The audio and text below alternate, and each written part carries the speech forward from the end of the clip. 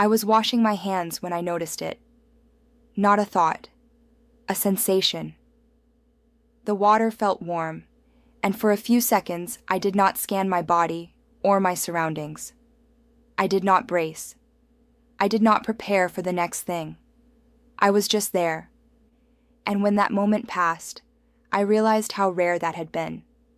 That small pause told me more about healing than any milestone ever did. Before I go further, I want to share something gently.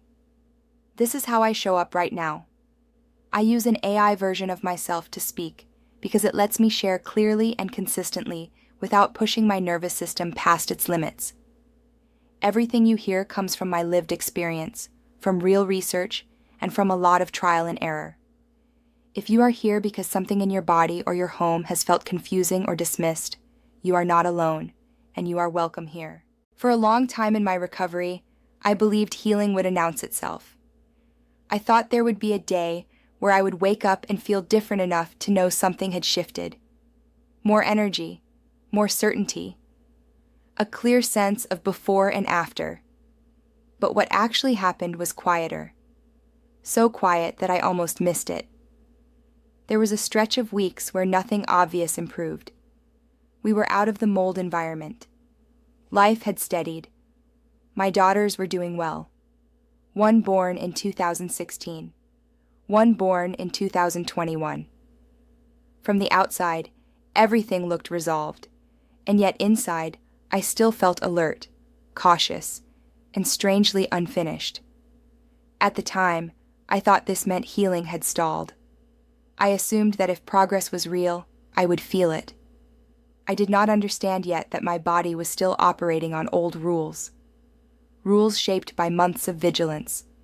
Rules that said safety was temporary and calm could disappear at any moment. What I misunderstood was how survival actually leaves the body. It does not leave all at once. It loosens its grip in fragments. A few seconds without bracing. A moment of presence that feels unfamiliar. A pause where nothing bad happens. Those moments did not feel like success. They felt easy to overlook. And because I was still watching for symptoms, I often dismissed them. Over time, patterns began to emerge. Not across days, but across weeks. I noticed that my body reacted less intensely to small disruptions. A change in plans no longer sent my system into overdrive. A tired morning did not automatically feel like a warning. These shifts were subtle. They did not come with relief. They came with neutrality. At first, neutrality felt unsettling. I was so used to tracking how I felt that not having something to track made me uneasy. I realized how deeply monitoring had become part of my identity. When survival is the focus for long enough, it becomes familiar, even when it is exhausting. There was a misunderstanding I carried for a long time during this phase. I believed that if I was still noticing my body, still thinking about recovery, then healing was incomplete. I thought letting go meant forgetting. What I learned instead is that letting go often happens before forgetting. The body releases first. The mind catches up later. This became clearer when I looked back over longer stretches of time. Weeks where nothing dramatic happened. Months where stability repeated itself.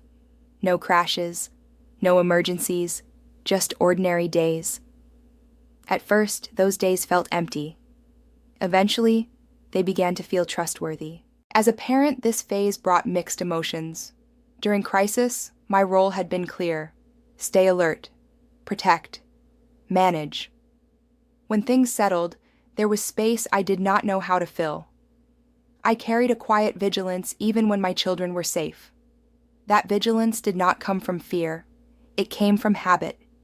It took time to understand that my body was not failing to relax. It was unlearning a pattern that had once been necessary. That unlearning did not respond to effort. It responded to consistency. The most meaningful changes did not happen when I tried to rest more or think differently. They happened when life stayed uneventful long enough for my system to stop expecting interruption. Healing did not arrive as a feeling. It arrived as a reduction in effort. If you are in a place where nothing feels wrong, but nothing feels finished either, I want to offer you this gently. You may be healing in ways that do not register emotionally yet. Your body may be releasing survival before your mind has noticed. That does not mean you are disconnected.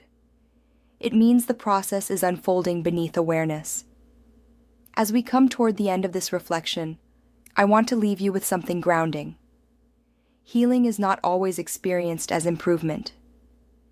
Sometimes it shows up as absence of urgency, absence of scanning, absence of the need to be ready. Those absences can be easy to miss, but they matter. If you want to read more reflections like this, written slowly and from lived experience, I share them at indoorarinsights.com. It is simply a place where I put language to the quiet parts of recovery that do not announce themselves. For now, you do not need to look for proof that you are healing. You do not need to measure progress. You are allowed to notice the small spaces where your body no longer holds its breath, and trust that those spaces are meaningful.